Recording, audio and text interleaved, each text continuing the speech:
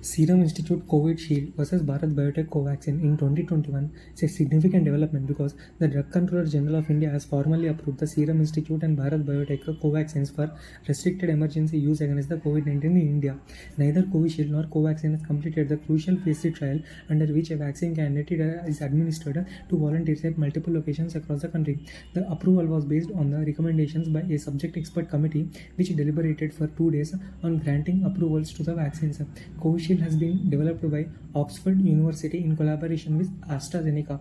Pune-based Serum Institute of India is their manufacturing and trial partner.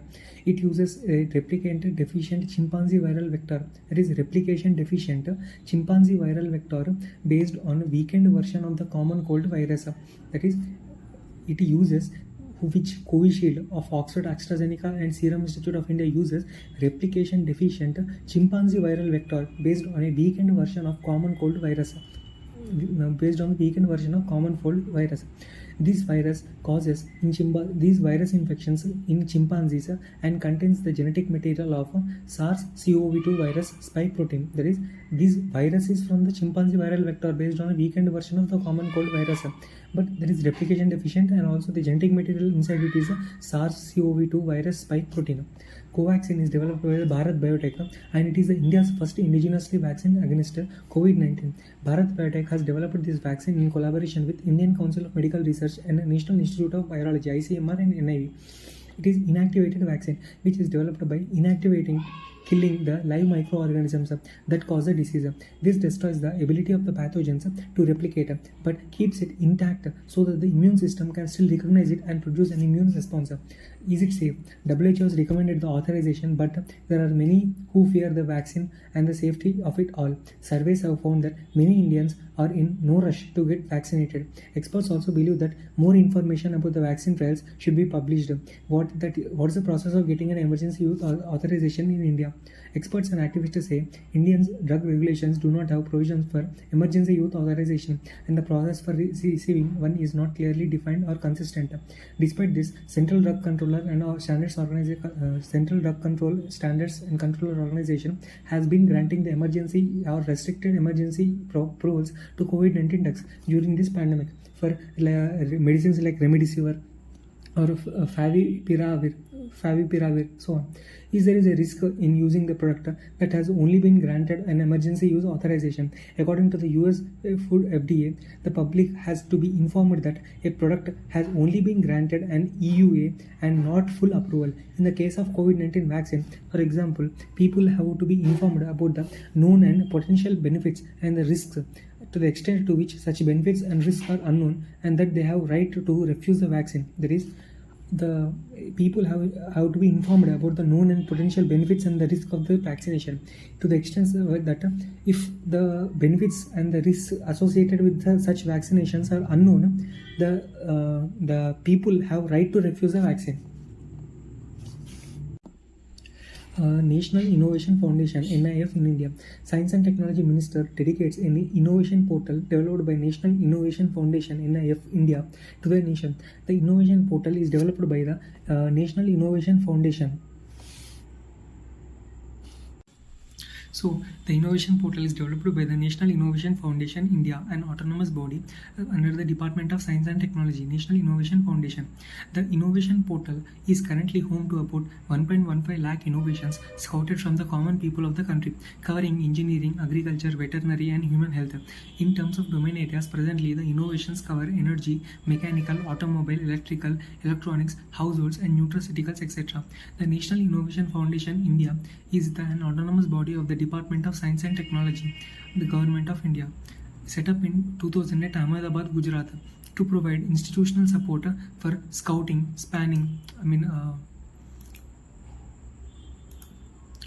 February 2008 Ahmedabad, Gujarat, to provide institutional support for scouting, spanning, sustaining and scaling up the grassroots innovations across the country. It is the India's national initiative to strengthen the grassroots technological innovations and outstanding traditional knowledge. Its mission is to help India become a creative and knowledge-based society by expanding the policy and institutional space for grassroots technological innovators. India proposes to expand the research Arctic tourism in Arctic.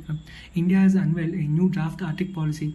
India's Arctic policy roadmap for sustainable engagement draft writes on 5 pillars: science and research activities. Arctic draft Arctic policy.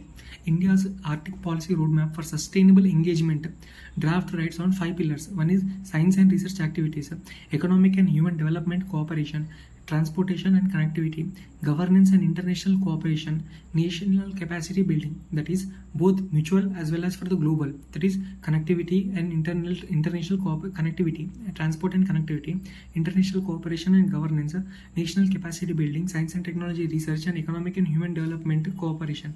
The policy commits to expanding scientific research, sustainable tourism, and mineral oil and gas exploration in the Arctic region, that is sustainable tourism. Draft spells out goals in Arctic missions such as to better understand the scientific and climate related linkages between the Arctic and the Indian monsoons. It also seeks to harmonize polar research with the third pole Himalayas and to advance the study and understanding of Arctic within India. That is to study the Himalayas, third pole, and research the sustainable tourism. The policy calls for an exploration opportunities for responsible exploration of natural resources and minerals from the Arctic, and identifying opportunities for investment in Arctic infrastructure in the areas such as offshore exploration, mining, railways, and airports. That is opportunities. We are waiting for an opportunities, natural resources, anything, and also harmonize the polar research with the Arctic research. So climate related linkages and so on. The Arctic region comprises the Arctic Ocean and the parts of the countries such as Arctic region like Canada, Denmark, Greenland, Iceland, Denmark, Greenland, Norway, Russia, USA in Alaska, and another Norway, Sweden, Finland, Iceland, and USS Alaska, Canada, and Denmark, Greenland. These countries together form the core of the Arctic Council, that is an intergovernmental forum. The region is almost an home to 4 million inhabitants, of which about 1/10 are indigenous people. India's engagement in the Arctic. India already has a research station in the Arctic, Himadri research work. India already has a research station in the Arctic, Himadri, for research work. India received the observer status in Arctic Council in 2013 and is one of the 13 countries across the world, including China, to have that position. 13 countries also have that Arctic Council observer status along with China. The status was renewed in 2018. Significance of the Arctic study for India. Though none of the India's territory directly fall in the Arctic region, it is crucial area as the Arctic influences atmosphere, oceanographic and biogeological chemical cycles of the Earth's ecosystem. Due to the climate change, the region faces a lot of sea ice caps and warming of the ocean, which in turn impacts the global climate. The frigid Arctic, which keeps losing ice due to the global warming, is one of the batteries feeding the variations in Indian monsoon. So many loss of sea ice, warming of ocean, and so on. Many oceanographic biogeochemical cycles of the Earth system are associated with the Arctic, and also Arctic influences that. We also have manufactured sand. See, Rajasthan government has bought a policy on manufactured sand, giving industry status to the units producing it for construction work and reducing the dependence on Bajri riverbed sand. That is, reduce the riverbed sand and increase the manufactured sand. The policy, the Rajasthan government manufactured sand policy, will enable the investors to set up manufacturing sand units by utilizing the incentives offered by the state government. It will also help in environmental protection and generate faith among the public in efficacy of the sand for construction works. The policy help create employment opportunities through new units and resolve the issue of huge quantities of waste generated in mining areas. The Supreme Court has banned illegal mining on riverbeds in 2017. In 2017, banned illegal mining on riverbeds. Supreme Court. So it will resolve the issue of huge quantities of waste generated in the mining areas, and it will be used for construction work. The manufacturing sand is a substitute of river sand for concrete construction. Manufacturing sand is produced from the hard granite stone by crushing the crushed sand, by crushing, that is hard granite stone. Using the hard granite stone, we manufactured sand. The crushed sand is of cubical shape with grounded edges, washed and graded to as a construction material. Size of the manufactured sand is less than 4.75 mm. It can be dust free. Size of the M sand can be controlled easily so that it meet the required grading for the construction. It is well graded in the required proportion. It does not contain organic and soluble compounds that affect the setting time and properties of the cement. Thus, the required strength of the concrete can be maintained. It does not have the presence of impurities such as clay, dust, and silt coatings.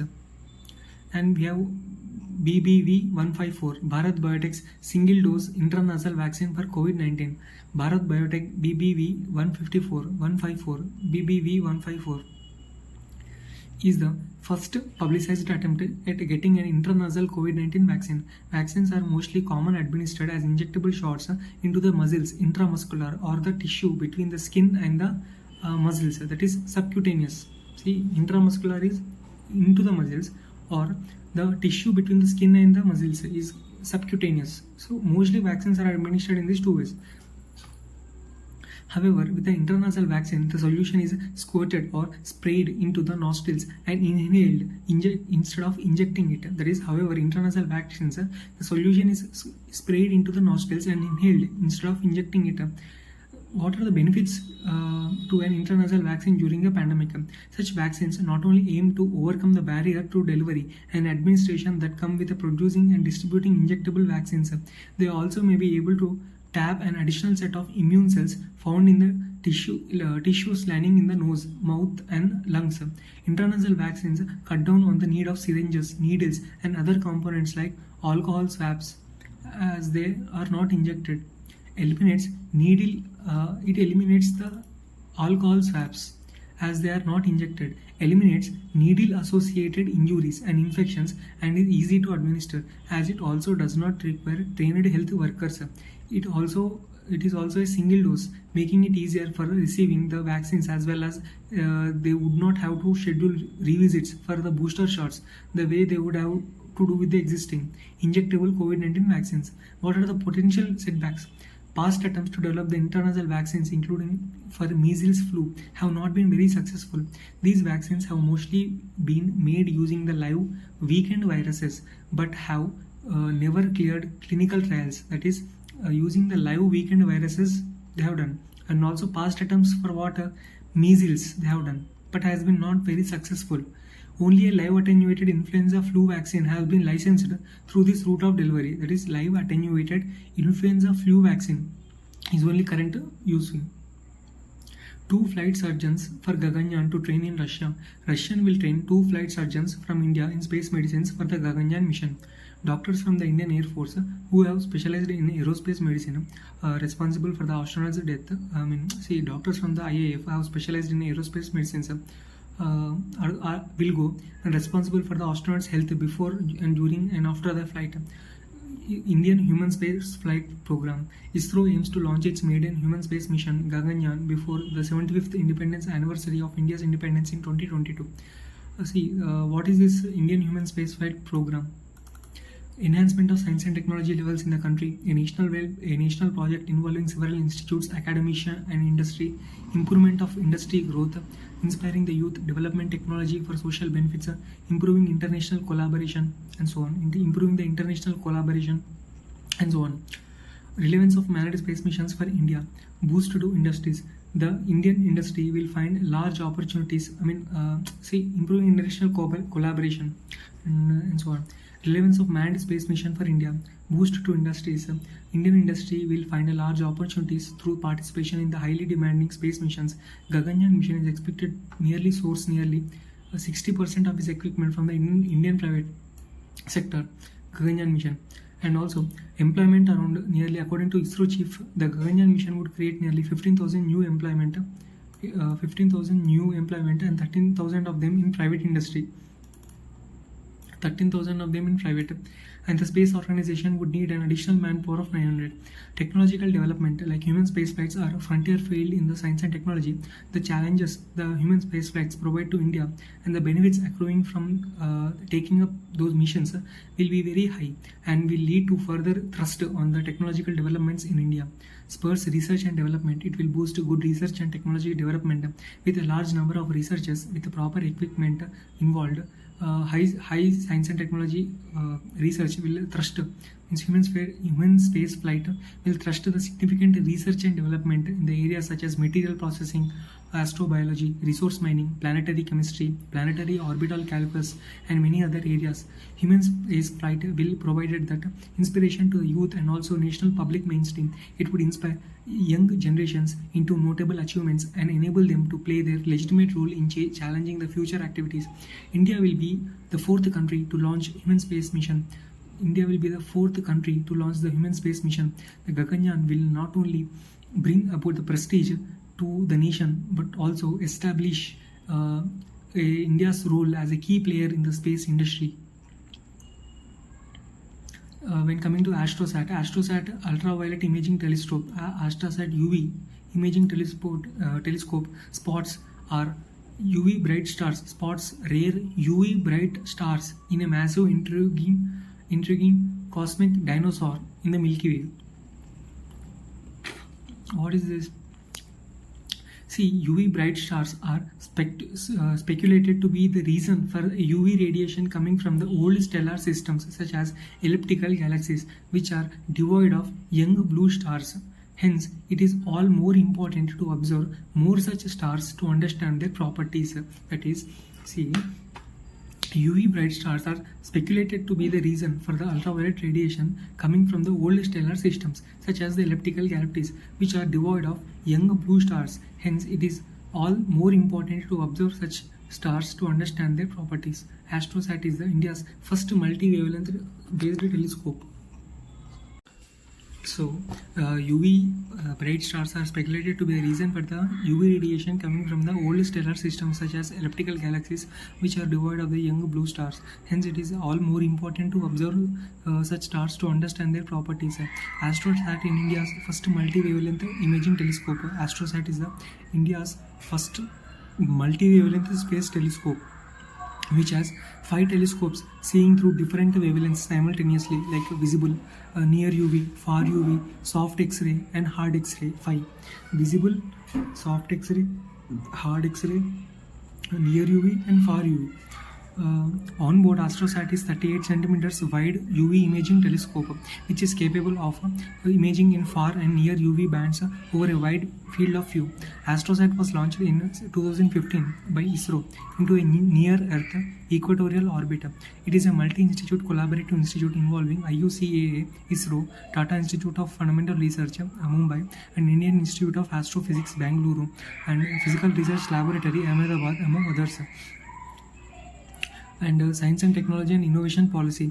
In a draft Science and Technology Innovation Policy released on January 1.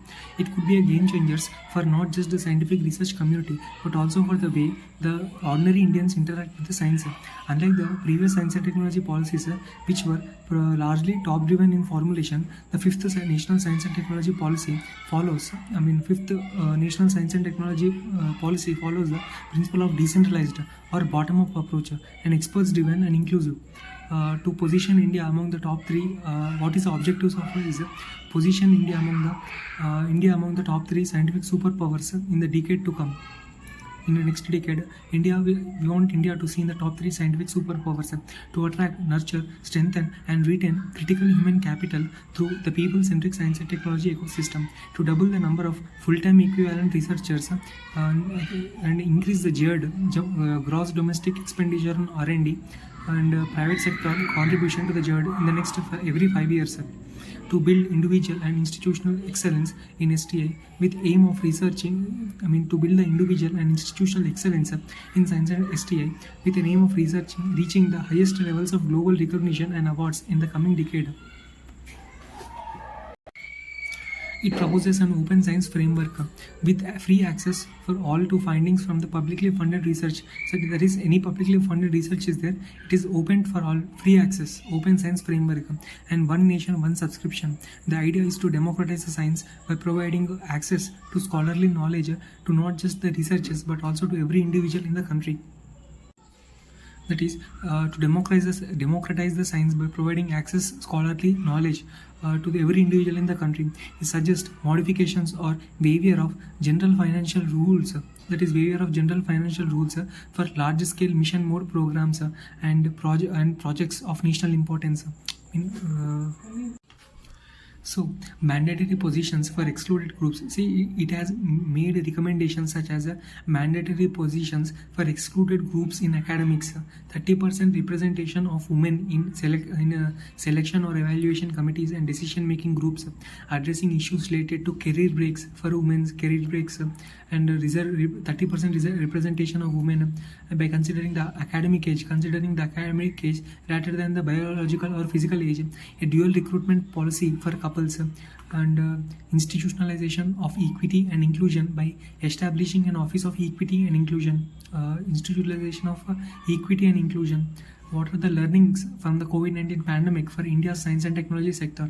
How does the draft science and technology policy addresses those learnings? In India, pandemic presented an opportunity for R&D institutions, academia, and industry to work with a shared purpose, synergy, collaboration, and cooperation, with which helped the country develop the capability to produce these kits in recorded time. That is, the science and technology opportunity institutions synergyలో పనిచేసింది. So helped the countries develop the capability to produce these kits in record time. The science and technology policy draft focuses on the need to adapt such learnings for greater efficiency and synergy in the future. What is 5G? How prepared is India to adapt to this technology? See, Department of Telecommunications has sought inputs from the telecos and other industry experts on the sale and the use of radio frequency spectrum over the next 10 years.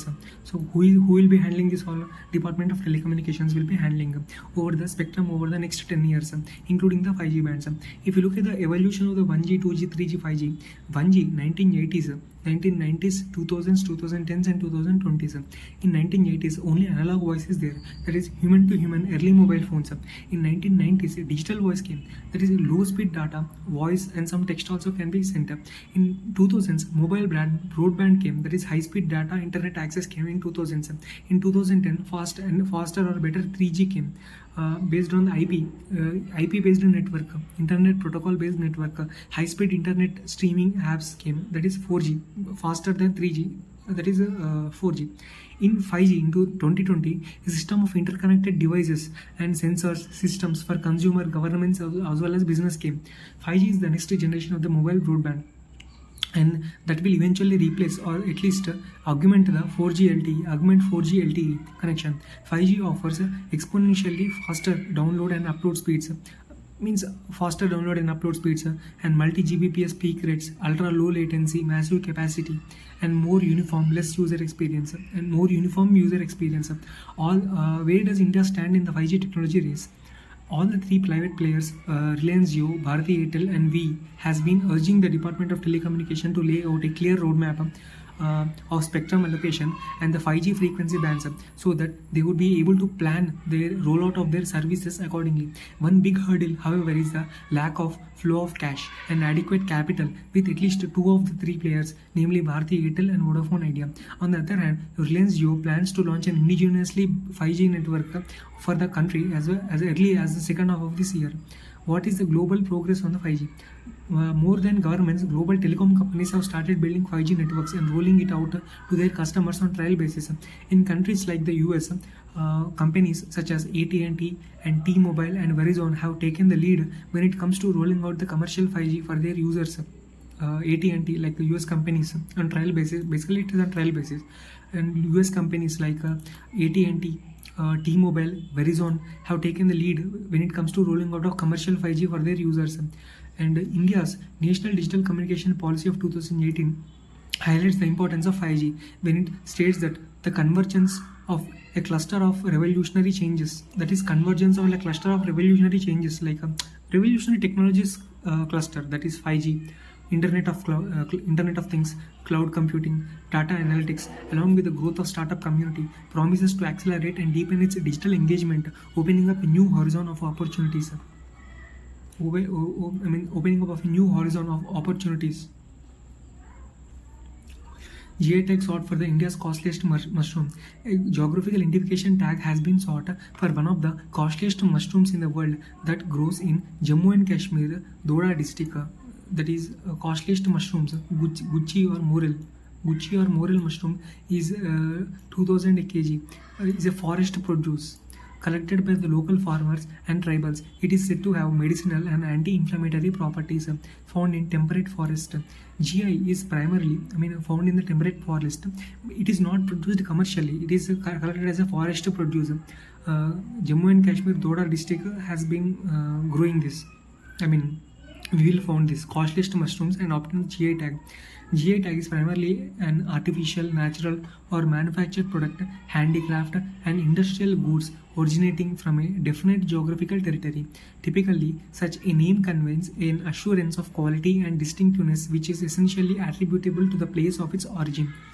Once the GI protection is granted, no other producer can misuse the name to market similar products. It also provides comfort to the customers about their authenticity of the product. Who is registered proprietor of the geographical indication? Any association of persons, producers, organizations or authority established by or under the law can be a registered proprietor.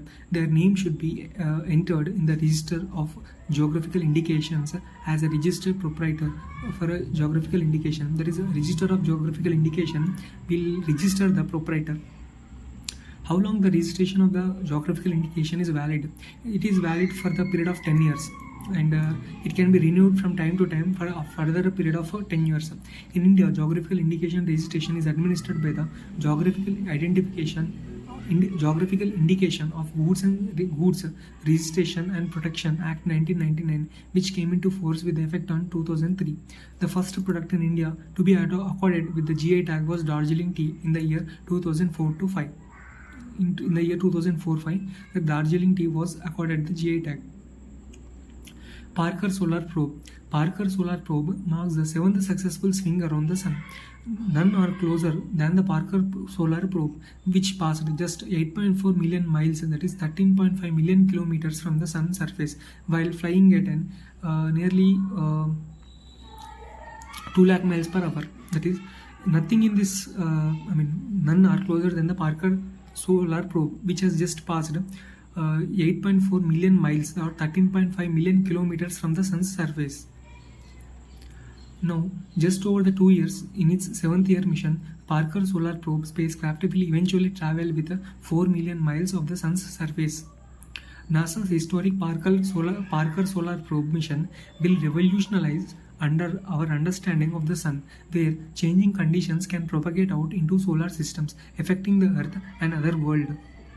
That is, NASA Parker Solar Probe will revolutionize our understanding of the Sun, where changing conditions can propagate out into solar system, affecting Earth and other worlds. Parker Solar Probe will travel through the Sun's atmosphere closer to the surface than any spacecraft before it, facing brutal heat and radiation conditions, and ultimately providing humanity with the closest ever observations of the star. So, Parker Solar Probe, in order to unlock the mysteries of the Sun's atmosphere, the Parker Solar Probe will use Venus gravity during the 7 flybys over nearly 7 years to gradually bring it closer to the Sun. Parker Solar Probe will use the Venus flybys. Our spacecraft will fly through the Sun's atmosphere as close as 3.9 million miles.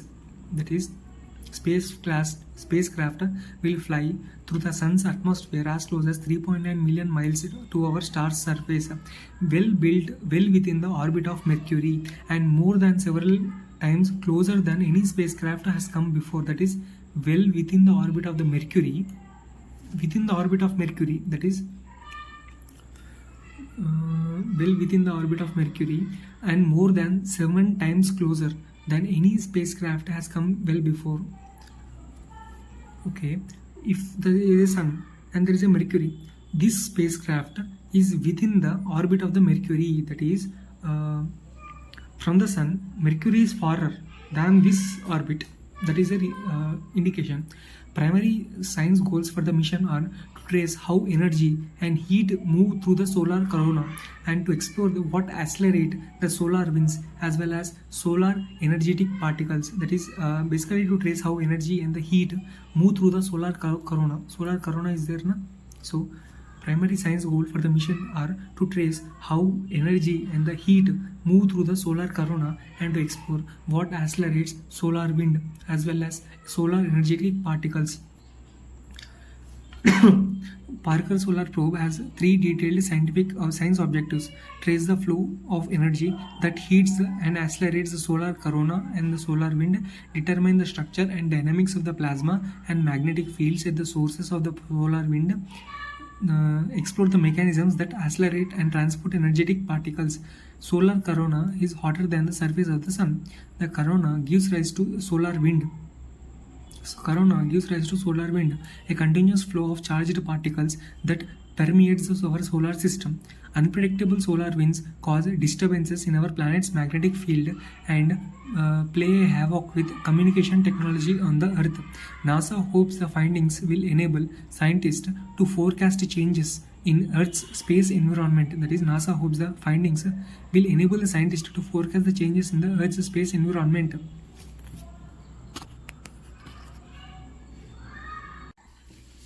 And also cryptocurrency and the regulation of the official digital currency bill. Cryptocurrency and regulation of official digital currency bill. The budget session of the parliament is likely to consider this bill, which prohibits all private cryptocurrencies and provides for an official digital currency to be issued by the Reserve Bank of India. Prohibit all private cryptocurrencies, official digital currency that is to be issued by the Reserve Bank of India. The purpose of this law was described as to create and facilitate the framework for an official digital currency issued by the RBI, to prohibit all forms of private cryptocurrencies in India, to prohibit all private cryptocurrencies in India. The bill also seeks to prohibit all private cryptocurrencies in India. However, it allows for certain exceptions to promote the underlying technology of cryptocurrency and its uses. Supreme Court last year set aside the 2018 circular of the RBI that prohibited the banks and entities regulated by it from providing services in relation to the virtual currencies. RBI has not come out with a stand that any of the entities regulated by it, namely nationalized banks, scheduled commercial banks or cooperative banks or NBFCs, have suffered a loss or adverse effect directly or indirectly on account of virtual currencies. Hence, RBI circular is disproportionate with an otherwise consistent stand taken by the central bank that VCs were not prohibited in the country. Virtual currencies were not prohibited in the country. See, RBI has not come out with any stand that of any entities regulated by it have suffered any loss on account of the virtual currencies. Hence, RBI circular is disproportionate with an otherwise consistent stand taken by the central bank that the VCs were not prohibited in the country. Besides, the court found that the RBI did not consider the availability of the alternatives before issuing the circular. Besides, the court referred to the centre's failure to introduce an official digital rupee despite 2 draft bills and several committees. So, what are cryptocurrencies? Cryptocurrencies are digital currencies in which encryption techniques are used to regulate the generation of the units of currency. Digital currencies in which the encryption techniques are used to regulate the generation of the units of the currency and verify the transfer of funds operating independently of the central bank. Example like Bitcoin and Ethereum. There is no centralized agency controlling it. It is entirely decentralized.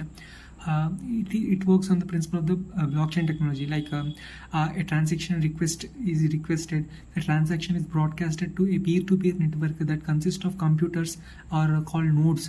The network of nodes uses known algorithms to validate the transaction and user's status. A verified transaction can involve cryptocurrency contracts, records, or other information. The transaction is combined with other transactions once verified to create a new block of data for the ledger. The new block is added to the existing blockchain, which is permanent and unalterable. The transaction is now finished. This is the raw definition of working of blockchain technology.